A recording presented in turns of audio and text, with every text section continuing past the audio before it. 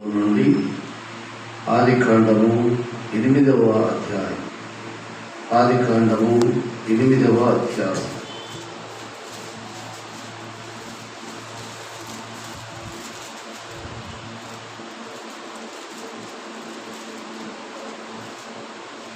ఆదికాండము 8వ అధ్యాయము 6వ వచనం నుండి 11వ వచనం వరకు చదువు.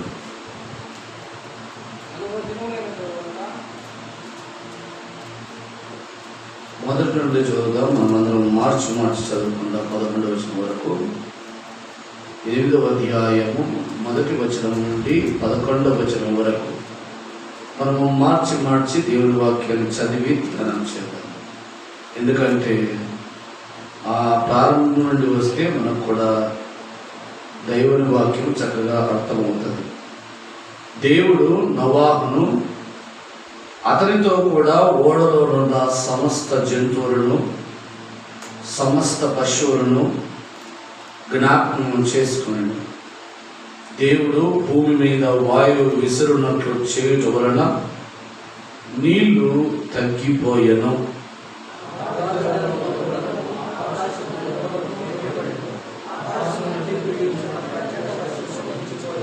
అప్పుడు నీళ్లు భూమి మీద నుండి క్రమక్రమముగా తీసిపోవచ్చుండెను. 180 దినములైన తరువాత నీళ్లు తగ్గిపోగా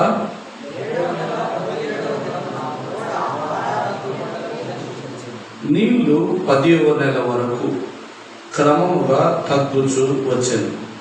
10వ నెల మొదటి దినమున కొండల శిఖరములు కనబడిన.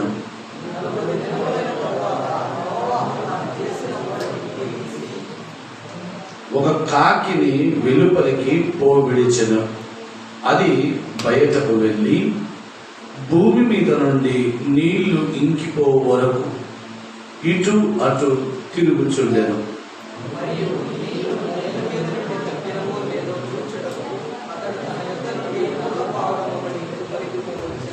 నీళ్లు భూమి అంతటి మీద నున్నందున తన అరకాలు నిలుపుటకు దానికి స్థలము దొరకలేదు గనుక ఓడలో ఉన్న అతని యొద్దకు తిరిగి వచ్చాను. అప్పుడు అతడు చెయ్యి చాపి దాన్ని పట్టుకొని ఓడలోనికి తీసుకొనెను.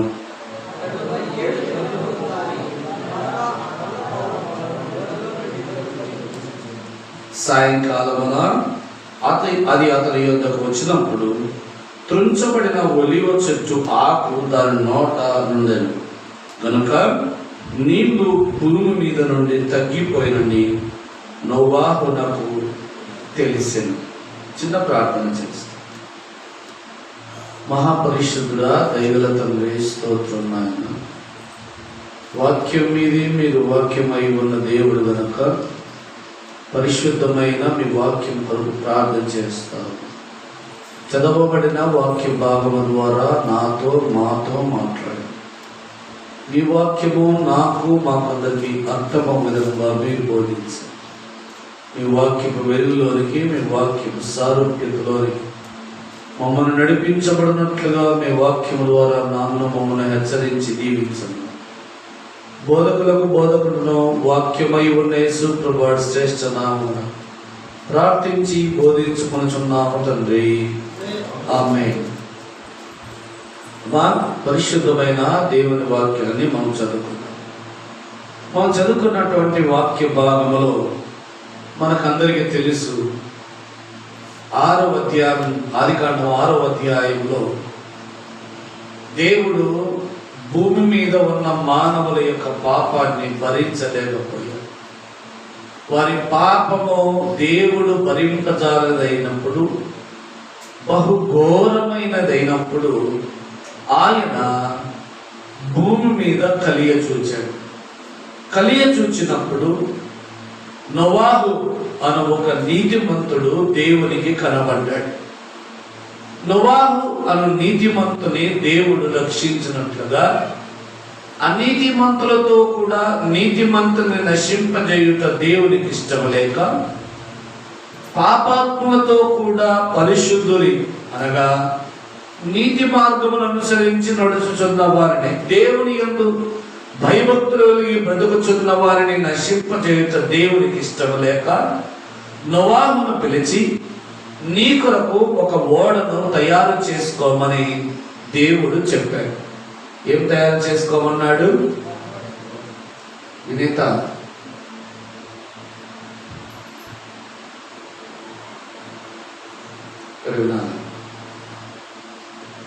ఏం తయారు చేసుకోమన్నాడు నోవాహును? ఒక ఓడను తయారు చేసుకోమన్నాడు.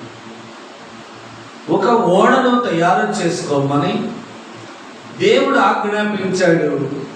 నేను భూజంతువులన్నిటికీ, ఆకాశ పక్షులన్నిటికీ, ప్రాకు పురుగులన్నిటికీ నేను ఆజ్ఞాపిస్తాను. ఆ ఓడ 3 అంతస్తులు ఉండేటట్టుగా కట్టమని నోవాహు ఆజ్ఞాపించాడు. నోవాహు తన ఇంటి వారి రక్షణ కొరకు, దేవుడు ఉద్దేశించిన జంతు పక్షుల యొక్క రక్షణ కొరకు ఒక ఓడను కట్టాడు. ఓడ కట్టడం అయిన తర్వాత ఓడను కడతా ఉంటే చాలా మంది మనలాంటి వాళ్ళంతా వచ్చి అడిగారు, ఏం చేస్తున్నావురా అని అడిగారు. నోవాహు చెప్పేవాడు, దేవుడు నాకు ఒక దర్శనం ఇచ్చాడు, నాకు చెప్పాడు, నా ఇంకో కొన్ని దినములలో ప్రచండమైన వర్షం ఆకాశం నుండి కురవబోతా ఉందంట. దేవుడు నేను రక్షింపబడినట్లుగా నా కుటుంబము, నాతో పాటు ఈ ఓడలోనికి ఎవరు వస్తారో వారందరూ రక్షింపబడినట్లుగా ఓడను తయారు చేసుకోమన్నాడు అని నోవాహు చెప్పారు. నోవాహు చెప్పినప్పుడు జనులంతా ఏమనుకునేవారంటే, పిచ్చోడు వీడు, ఎవరు వీడు? పిచ్చోడు వీడు, ఆకాశం నుండి వర్షం వస్తుందంట, దేవుడు ఈయనకు చెప్పాడంట ఓడను తయారు చేసుకో అని చెప్పాడంట. పిచ్చోడా, లోకములో ఉన్నంత కాలము తిని త్రాగి ఆనందించి సంతోషించి వెళ్ళిపోవాలరా?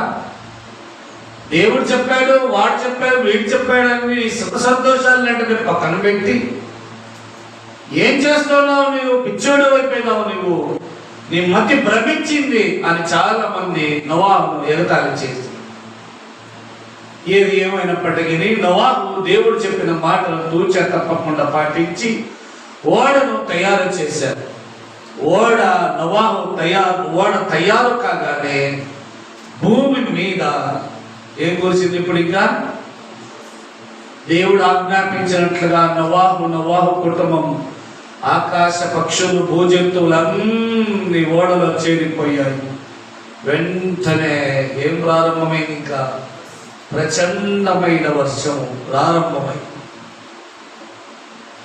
2 రోజులు భీకరంగా వాన కురిస్తే మనం ఈ కాలంలో భరించలేము. ఆ కాలంలో అంట 40 రాత్రులు 40 పగళ్ళు కొండపోత ఆకాశము నుండి కొండతో పోస్తే ఎట్టుంటదో అంత ప్రచండమైన వర్షము భూమి మీద కుమ్మరించబడి, ఆ వర్షము దాటి పర్వతములు మునిగిపోయినాయి. ఎత్తైన బిల్డింగులు ఏమీ లేవు. ఎత్తైనటువంటి పర్వత శిఖరములు సైతము నీటి చేత ఏరియబడ్డాయి, కప్పివేయబడ్డాయి. ఓడ తాను దేవుడు ఆజ్ఞాపించినట్లుగా తయారు చేసుకున్న ఓడ ఎక్కడ వెళ్తా ఉంది? నీటి పైన తేలియాడుతా ప్రయాణం చేస్తాం. అయ్యా, దేవుడు ఇలా ఆజ్ఞాపించాడు, నోవాహు ఓడను తయారు చేశాడు. అది ఆకాశ ప్రచండమైన వర్షము కురవగా ఓడ నీట తేలిపోయి ఇప్పుడు జలముల పైన ఓడ తేలియాడుతా వెళ్తాం. అనేక మంది ఓడ ఆ యొక్క జల ప్రళయంలో కొట్టుకొని పోతా నోవాహు దగ్గరకు వచ్చి తలుపులు తట్టారట. ఓ నోవాహు, తలుపు తీయ్యా, తలుపు తీయ అంటే ఎవరేశారంట ఓడ తలుపులు తెలుసా? చూడండి 6వ అధ్యాయం.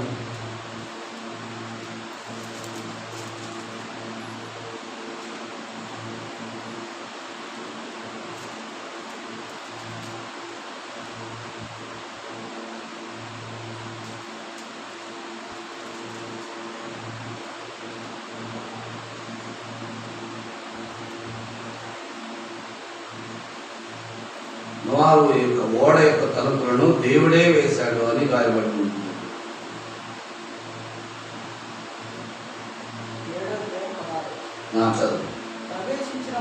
ప్రవేశించినవన్నీయు దేవుడు అతనికి ఆజ్ఞాపించిన ప్రకారం సమస్త శరీరులో మగనియు ఆడయు ప్రవేశించడం.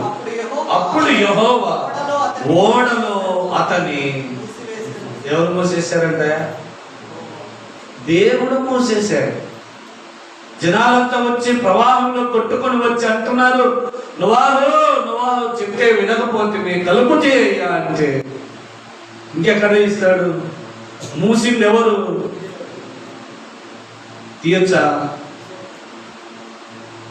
ఇప్పుడు ప్రభుత్వం వచ్చింది, ఏదైనా ఒక ఆస్తిని ప్రభుత్వం పెద్ద కలెక్టర్ గారు పెద్ద ప్రభుత్వోద్యోగులు వచ్చి ఒక ఆస్తికి ప్రభుత్వ సీలేసి చేసుకుపోయారనుకో, ఎవడో తీస్తాడా?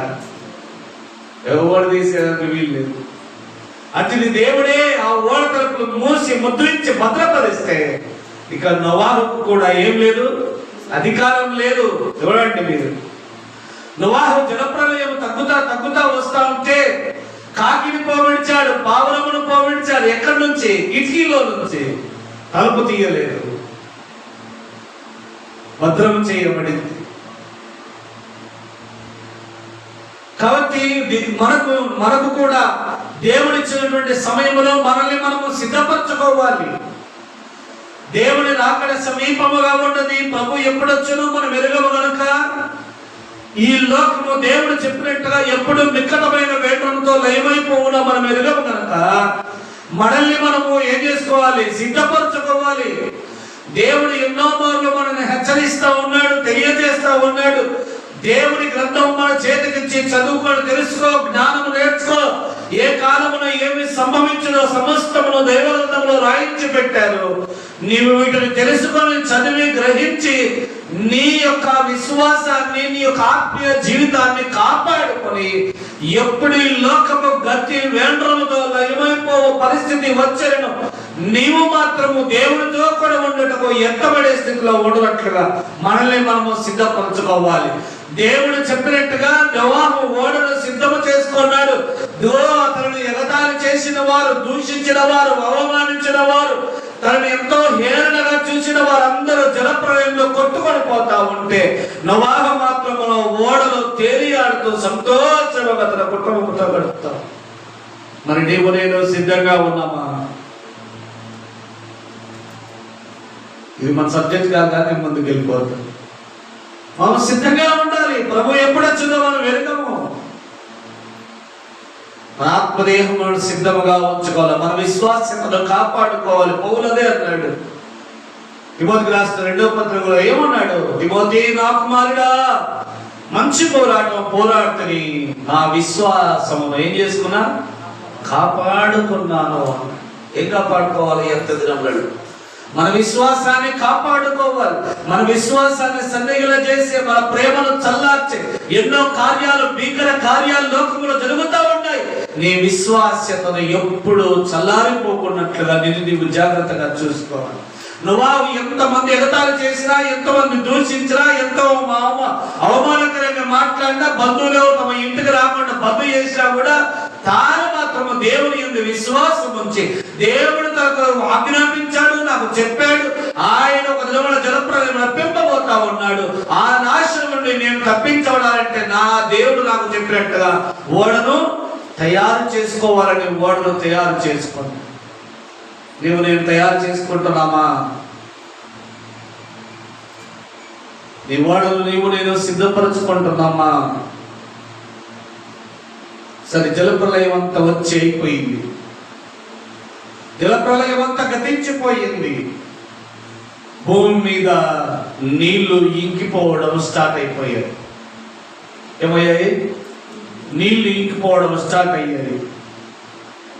కొంతకాలము గడిచిన తర్వాత, ఒక 150-200 దినాలు గడిచిన తర్వాత నోవాహు దేన్ని విడిచిపెట్టాడంటమ్మా?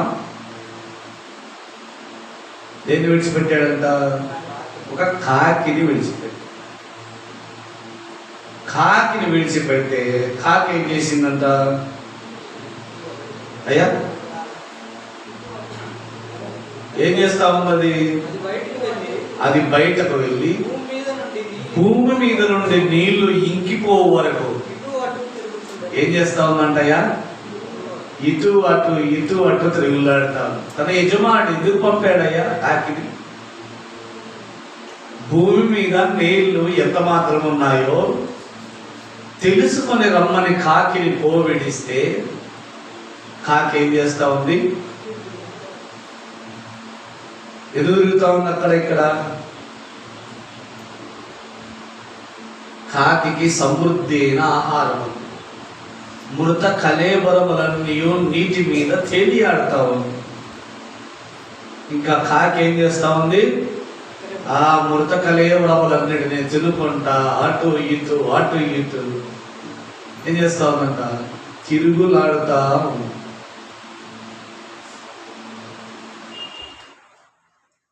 ఇటు అటు తిరుగులాడుతా ఉంది. దేవుడు తన యజమానుడైన నోవాహు తనను పంపినటువంటి ఉద్దేశాన్ని, తనను పంపినటువంటి కార్యాన్ని, తనను పంపినటువంటి పనిని నెరవేర్చి తిరిగి తన యజమానుని సన్నిధికి చేరకుండా కాకి ఏం చేస్తా ఉంది?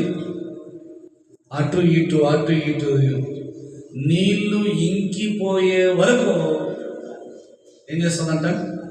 తిరుగులాడుతూ ఉంది. కానీ తన యజమానుని దగ్గరకు తిరిగి వెళ్ళలేదు. ఈ కాకి ఇలాగ వెళ్ళిపోయింది. నాకు నీళ్లు ఎంతకాలమో, మరికొంతకాలము ఆగి, దాదాపు 2 నెలలు 3 నెలల కాలం ఆగి మళ్ళీ ఒక పావురాన్ని పోవిడిచాడు. పావురాన్ని పోవిడిస్తే పావురం ఏం చేసిందంటయ్యా? తనకు అడుగు పెట్ట స్థలము లేనందున నీళ్లు భూమి మీద ఇంకా ఉన్నందుచేత ఆ పావురం ఎక్కడ కానీ దిగువకుండా తిరిగి తన యజమాని దగ్గరికి వచ్చి మరి 7 దినములు ఆగి మళ్ళీ పావురాన్ని పోవిడిచాడు. అది అటు ఇటు తిరిగి ఒక ఒలీవ ఆకును తీసుకొని తుంచి తన యజమాని దగ్గరికి తెచ్చి ఇచ్చి, యజమాని దాన్ని చూసి, ఓ నీళ్ళు ఇంకా కొంచెం ఉన్నాయి, నేను ఇంకా కొంచెం కాలం ఆగి వెళ్తే బాగుంటుందని మరికొంతకాలం ఆగి ఓడ యొక్క తలుపులు తీస్తే నేలంతా ఏమైపోయిందయ్యా? ఆరిపోయింది. కాకి ఏం చేస్తా ఉంది? ఇంకా ఏం చేస్తా ఉంది? అటు ఇటు తిరుగులాడుతూనే ఉంది. తన యజమానుని చిత్తాన్ని నెరవేర్చలేదు, తన యజమానుని ఉద్దేశాన్ని నెరవేర్చలేదు, తన యజమానుని చెంతకు తిరిగి రాలేదు. తన రక్షణ కొరకు ఓడను సిద్ధపరిచి తనను ఓడలోనికి చేర్చిన యజమానుని యొక్క ఉద్దేశాన్ని ఏం చేసినది? మర్చిపోయింది, విడిచిపెట్టింది. మర్చిపోయింది, విడిచిపెట్టింది, 2 చేసింది.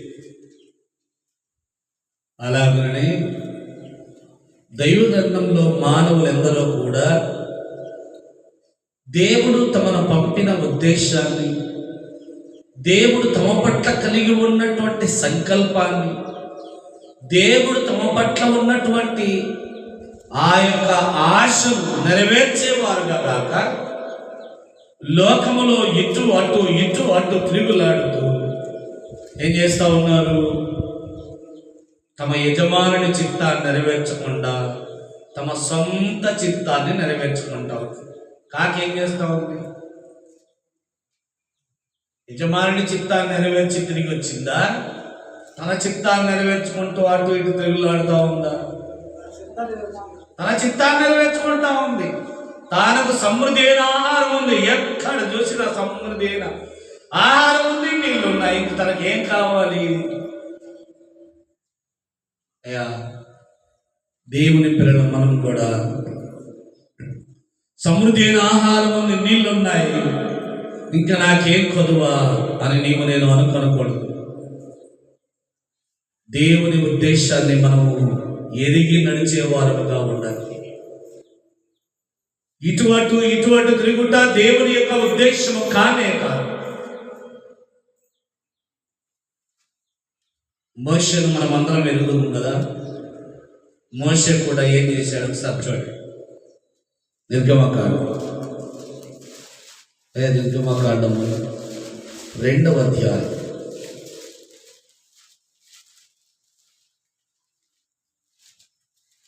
11-12 వచనం. ఆ దినములలో మోషే పెద్దవాడై తన జనుల యొద్దకు పోయి వారి భారములను చూచాను. అప్పుడు అతడు తన జనులలో ఒక హెబ్రీయుడు ఒక ఐగుప్తీయుడు కొట్టగా చూచాడు. అతడు ఎక్కడ చూసి? ఎవరు? మోషే ఇటు అటు తిరిగి చూచి ఎవడును లేకపోగా ఎవరు చంపి? ఆ ఐగుప్తీయుని చంపి ఇసుకలో వాడిని ఏం చేశాడట? కప్పెట్టేశాడు. ఎవరు? మోషే. ఎవరి కొడుకు? ఫరో కుమార్తె యొక్క కొడుకు అని పిలువబడతా ఉన్నాడు, కానీ కాదు. ఫరో కుమార్తె యొక్క కొడుకు కనుక ఏం చేసినా చెల్లుతుంది అనుకున్నాడో మరి ఏంటంటో మనకు తెలియదు. రెండవది, తన జనుల యొక్క భారాన్ని చూసేదానికి బయటికి పోయినాడు. ఎవరిని చూసేకి? తన జనులనగా ఎవరు? ఇశ్రాయేలు ప్రజలు. ఇశ్రాయేలు గోత్రములలో ఒక గోత్రానికి చెందినవాడు కదా ఈ మోషే. ఆయన తల్లి ఆయన కన్నప్పుడు ఒక ఆజ్ఞ వచ్చినందు చేత ఒక జమ్ము పెట్టె తయారు చేసి ఒక నదిలో వదిలేసింది. అప్పుడు రాణి ఆ పిల్లవాడిని చూసి చేర్చుకొని ఆ యొక్క మోషే అక్క అయిన మిరియము రాణి దగ్గరికి వెళ్ళి, అమ్మా నేను నీ కొరకు పాలించి పెంచినట్లుగా ఒక ఆయాన్ని తీసుకొస్తా, దాదిని తీసుకొస్తా. అది వెళ్ళి మోషే యొక్క తల్లిని తీసుకొచ్చి ఇచ్చింది. ఆమె రాణి కొరకు మోషేను పెంచి పెద్ద చేసింది. మోషే ఏం చేస్తా ఉన్నాడు? తన జనుల భారాన్ని చూచుటకు వెళ్ళి ఒక ఐగుప్తీయుడు ఒక హెబ్రీయుడు, ఒక హెబ్రీయుడిని ఐగుప్తీయుడు కొట్టుతుండగా చూసి అటు ఇటు చూసి ఏం చేసినాడంట? చంపి ఇసుకలో పాతి పెట్టేసి. అటు ఇటు చూడడంలో ఇంత ప్రమాదం. ఈ మధ్య ఒకసారి యూట్యూబ్లో చూస్తూ ఉంటే ఒక దొంగతనం చేయడానికి వచ్చాడు. ఒక ఆమె బయట కసు నొక్కుంటా ఉంది. ఆమె దగ్గరికి అడ్రస్ అడిగినట్టుగా దగ్గరికి వెళ్ళాడు. అటు ఇటు చూచాడు. ఆమె మెడలో చైన్ లాక్కొని పరుగు. ఎట్లా చూసి? అటు ఇటు చూసి. కాకి ఏం చేస్తూ ఉంది? అటు ఇటు తిరుగులాడుతూ ఉంది. మోషే అటు ఇటు చూచి ఐగుప్తీయుని చంపి ఇసుకలో ఏం చేశాడంట? నన్ను ఇశ్రాయేలు రక్షణ కొరకు పుట్టించాడు కనుక ఈలాగున నా ద్వారా ఇశ్రాయేలు రక్షణ కొరకు చేస్తాడేమో అని అనుకున్నాడు. దేవుని ఉద్దేశం అది కాదు. దేవుని ఉద్దేశాన్ని ఎరవకుండా, ఆయన ఉద్దేశాన్ని నెరవేర్చకుండా, ఆయన ఉద్దేశం ప్రకారం జరిగించకుండా తన సొంత ఉద్దేశాన్ని నెరవేర్చడం మొదలు పెట్టాడు.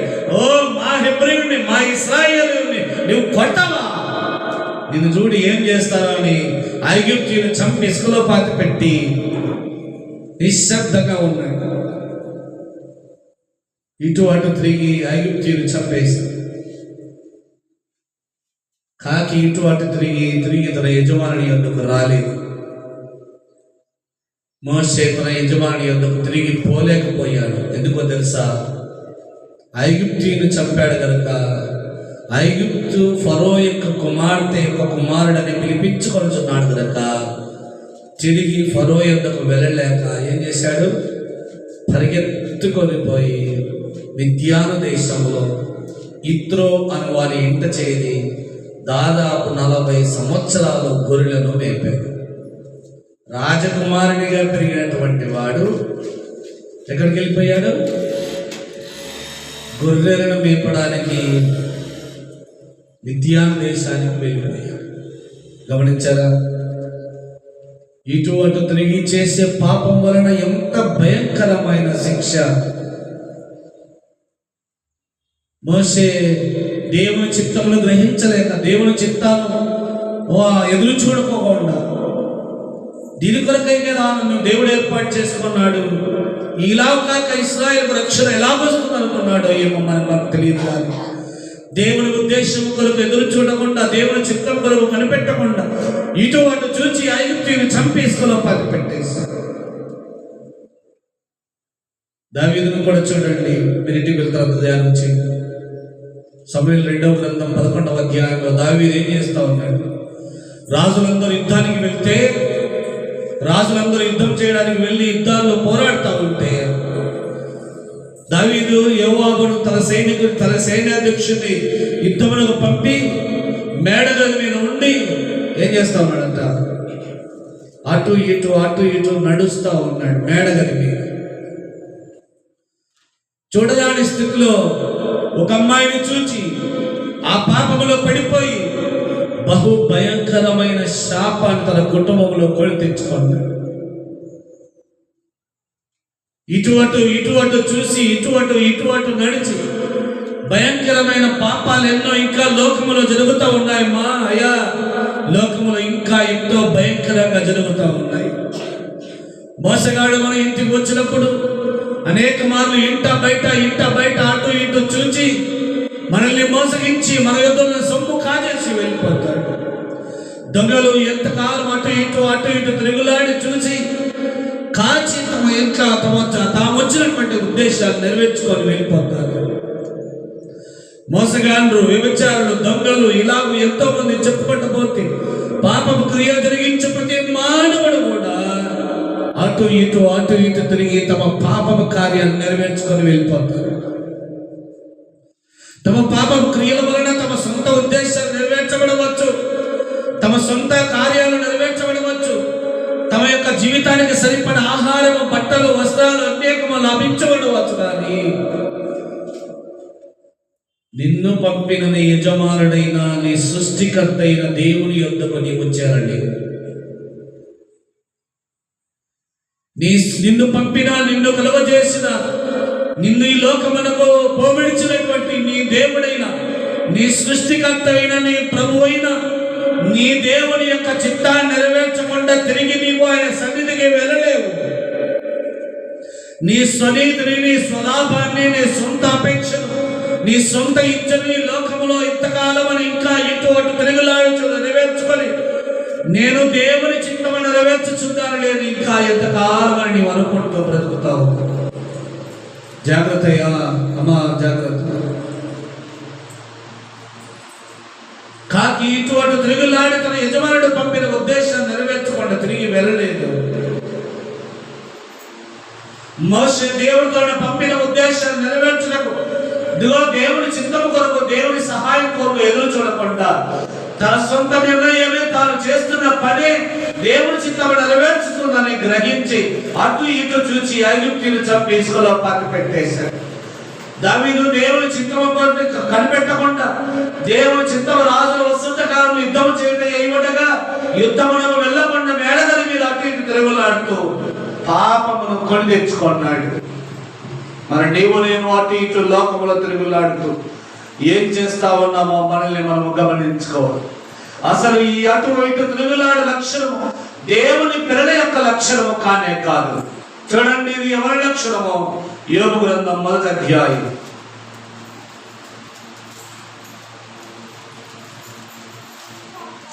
7వ వచనం. యెహోవా నీవు ఎక్కడి నుండి వచ్చితివని వారిని అడగగా అపవాది భూమి మీద ఏం చేస్తూ ఇటు అటు తిరుగులాడుచు అందులో సంచరించుచు వచ్చిందని యెహోవాకు ప్రత్యుత్తరం ఇచ్చాడు. ఎవరేడు? అపవాది యెహోవా సన్నిధి నిలిచి కాలం వచ్చినప్పుడు, ఏమయ్యా ఎక్కడి నుంచి వస్తేవి, ఎలా ఉన్నావు అంటే అపవాది అంటున్నాడు, అయ్యా నేను భూమి మీద ఇటు అటు సంచరించచ్చు నీ యొద్దకు వస్తేనయ్యా అంటాడు. ఎవరి లక్షణం ఇది? అపవాది లక్షణం. ఎప్పుడు అటు ఇటు చూడుచుట కానీ అటు ఇటు నడుచుట కానీ.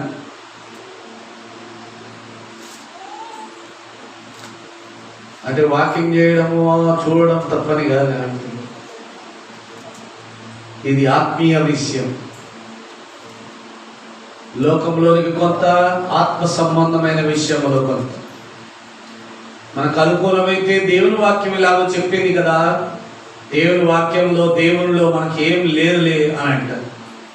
తమకు అనుకూలం కాకపోతే మళ్ళీ లోకంలోనికి వెళ్ళి ఇది ఎలా జరుగునో ఏమవుతుందో అని మళ్ళీ లోకముల విచారణ చేస్తాం. లోకపు ఆచార సాంప్రదాయాలు కొన్ని, దేవుని వాక్యం కొంత, తమకు అనుకూలమైన వాటిని జత చేసుకొని దేవుని ప్రజలు ఇప్పుడు ఎట్లా నడుస్తూ ఉన్నారు? ఇటు అటు. దేవునిలో కొంత, లోకంలో కొంత. వాక్యము కొంత, ఆచారాలు కొంత. వాక్యములో కొంత, సాంప్రదాయాలలో కొంత. వాక్యాన్ని నెరవేరుస్తూ ఉన్నాం, మళ్ళీ మన సొంత ఉద్దేశాలు నెరవేర్చుకుంటాం. ఎప్పటికీ ఇది నీకు తగదు. దేవుని చిత్తమునకు సంపూర్ణ విధేయుడమైతే అబ్రహామును దేవుడు పిలిచారు. ఆదికాండం 12వ అధ్యాయం. మోషే, నీ తండ్రి ఇంటిని విడిచి నేను నీకు చూపించే దేశమునకు వెళ్ళు అని అబ్రహామును దేవుడు పిలిస్తే, అబ్రహాం మొట్టమొదటి సర్దుకొని దేవుడు ఆజ్ఞాపించినట్టుగా తన తండ్రి ఇంటిని విడిచిపెట్టాడు, తన ఆస్తిని విడిచిపెట్టాడు, సమస్తం విడిచిపెట్టి దేవుని పిలుపు కొరకు పరిగెత్తుకొని వచ్చి. అబ్రహాంకి ఏమైనా కొదువు ఉందా?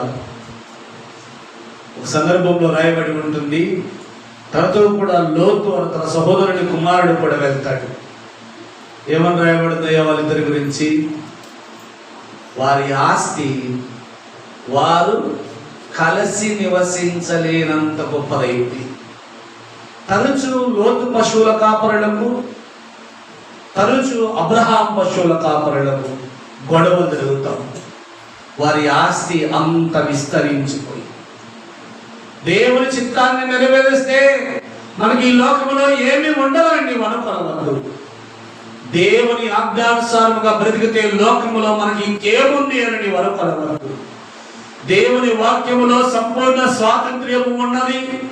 దేవుని వాక్యములో నీవు ఆశించింది తినటమును, నీవు కోరుకుంది సంపాదించుకునేటమును, నీవు నడవలసి నీవు నిశ్చయించిన త్రోవను నీవు నడుచుటకు నీకు సంపూర్ణ స్వాతంత్ర్యం. కాకపోతే నీవు లోకములో కొంత, దేవుళ్ళలో కొంత నడుచుట ఎంతో ప్రమాదకరం. ఇదిగో ఇలాగ నడుచుట వలన నీవు కాకి వలె లోకములో కలిసిపోతావేమో. ఇలాగ నడుచుట వలన దావీదు వలె నీ కుటుంబానికి నీవు చేటు తెచ్చుకుంటావేమో. ఒకసారి ఆలోచించి, ఇలాగూ అటు ఇటు తిరుగులాడి చూచుట వలన మోషే వలె నీవు నీ దేహానికి నీకు కీడు తెచ్చుకుంటావేమో. ఆ ప్రమాదంలో నీవు ఉన్నావేమో. జాగ్రత్త. అటు ఇటు ఎప్పుడు కూడా నీవు చేయవద్దు. సంపూర్ణ విశ్వాసంతో ప్రభు వైపు చూడు. ఆయన్ని ప్రతి కార్యమును, ఆయన్ని ప్రతి అవసరతను తీర్చి నిన్ను నడిపించడానికి సిద్ధంగా ఉండు. ప్రతి విషయమందును దేవుని చిత్తముల కొరకు కనిపెట్టి, ప్రతి విషయమందును దేవుని యందు భయభక్తులు బ్రతికుంటున్నట్టుగా నిన్ను నీవు జాగ్రత్త పరచుకో.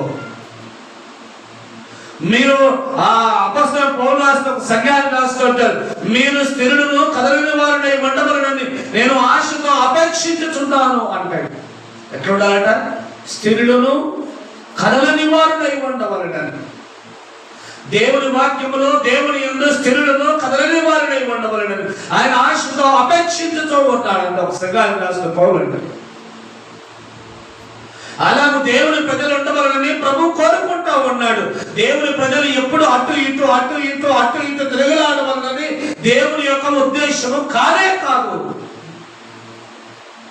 దేవుని ఉద్దేశము నీవు స్థిరుడవును కదలని వాడునై ఉండవలనని ప్రభువు నిన్ను నా యందు ప్రభు కోరుకుంటున్నాడయ్యా. అమ్మా, మన యందు ప్రభు కోరుకుంటూ అటు ఇటు తిరిగి నీ సొంత ఉద్దేశాలు నెరవేర్చుకొని దైవ చిత్తము నుండి తొలగిపోతున్నావేమో ఒకసారి జాగ్రత్తగా చూసుకో.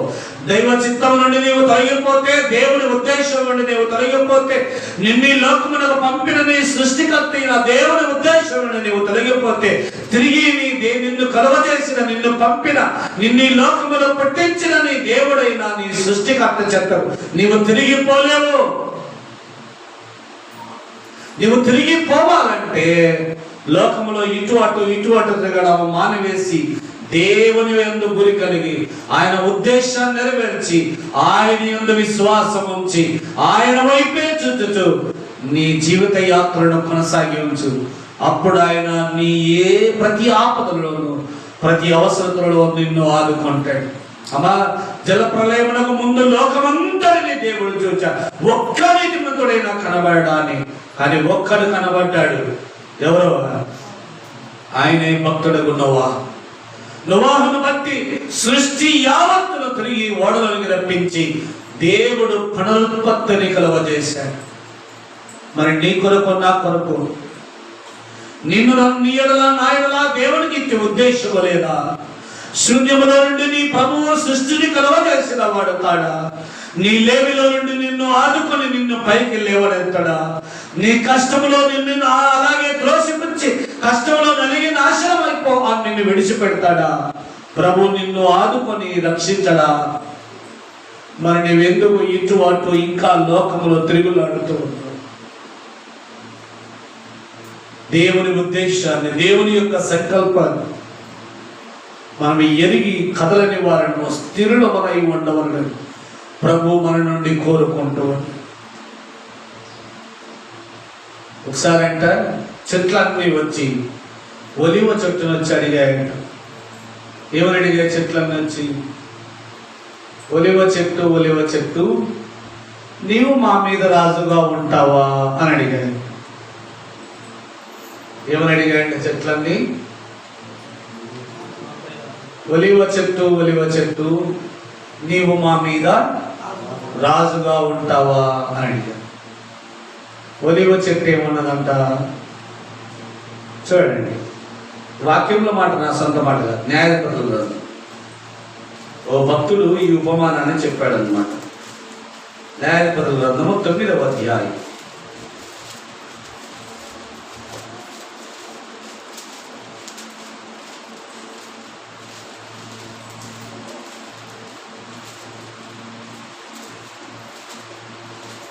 8వ వచనం నుండి చదవండి. చెట్లు తమ మీద రాజును ఒకరిని అభిషేకించుకొనవలెనను మనస్సు కలిగి బయలుదేరి మమ్మును ఏలుమని ఒలీవ చెట్టు నడవగా, ఒలీవ చెట్టు దేవుని మానవులను దేని వలన నరులు సన్మానించుదురో ఆ నా తైలము నీయక మాని చెట్ల మీద రాజునై ఉండి ఇటు అటు ఊగుటకు నేను. ఒలివ చెట్టు ఏమంటుందయ్యా? ఒలివ చెట్టు నేను మా మీద రాజుగా ఉంటావంటే ఒలివ చెట్టు అంటుంది, ఏంటయ్యా మీరు చెప్పేది? దేవునిని నరులను ఏ తైలముతో అయితే అభిషేకించి సన్మానిస్తారో ఆ నా ఒలివ తైలము నీయక మాని మీ మీద రాజునై ఇటు అటు ఊగుటకు నేను మీ దగ్గరికి రావాలా? నేను రాజును కావాలా? నాకేం అవసరం లేకపో, నేను బాగా ఫలించి అభివృద్ధి చెంది నా ఫలముల చేత తీయబడిన నూనెను దేవునికి నరులను సన్మానించటకు నా నూనెనిస్తూ ఇలాగే నా జీవితాన్ని కొనసాగిస్తాను. కానీ మీ మీద రాజున ఇటు అటు ఊగుటకు నేను రాను అని ఒలివ చెట్టు చెప్పిందంట. మనమైతే ఇంకా ఇంతకంటే అవకాశమా అని దూరిపోయి ఉండేవారు. కానీ ఒలివ చెట్టు అలా వచ్చేయలేదు. నూనె తీయడం అంటే అంత ఆశామాష విషయమా? తాను ఫలించిన చెట్ల కాయలన్నిటినీ ఏం చేయాలి? తెంపేయాలి. ఆ చెట్లు నలగొట్టబడాలి, రాళ్ళ దెబ్బలను తినాలి, కత్తుల చేత నరగబడాలి, కోయబడాలి. ఆ కాయలన్నీ బయటికి రావాలంటే ఆ చెట్టు నుండి కాయలు కోయబడాలి. కోయబడితేనే ఆ విత్తనాలు బయటకు వస్తాయి. అప్పుడే ఆ నూనెను దంచి నూనె తీసి దేనికి వాడతారు? దేవునికి నరులను సన్మానించటం ఆ తైలమును వాడతారు. నీవు నా జీవితము కూడా అంతే. మనమందరము కూడా అంతే. దైవ చిత్తము నుండి తొలగిపోయి నీ సొంత ఇచ్చలు నెరవేర్చుకొని ఇటువంటి ఊగటకు ప్రయత్నం చేస్తా ఉన్నారు. జాగ్రత్త.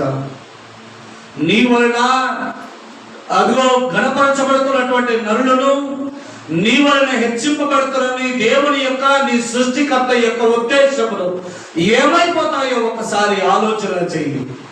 నీవు ఇటువంటి ఊగుటకు ఎప్పుడు పరిగెత్తవద్దు. దేవుని చిత్తము కొరకు కనిపెట్టుకొని దేవుని చిత్తాన్ని నెరవేర్చ ఆశ కలిగిన వారమై బ్రతుకున్నట్టుగా మనం ఉండాలని ఆయన కోరుకుంటూ ఉంటాయి. అందుకే రోమిల్ రాష్ట్ర పౌలు ఒక మాట అంటే అదొక మాట చాలా నేను ముగించేస్తాను. రోమిల్ రాష్ట్ర పత్రిక 12వ అధ్యాయం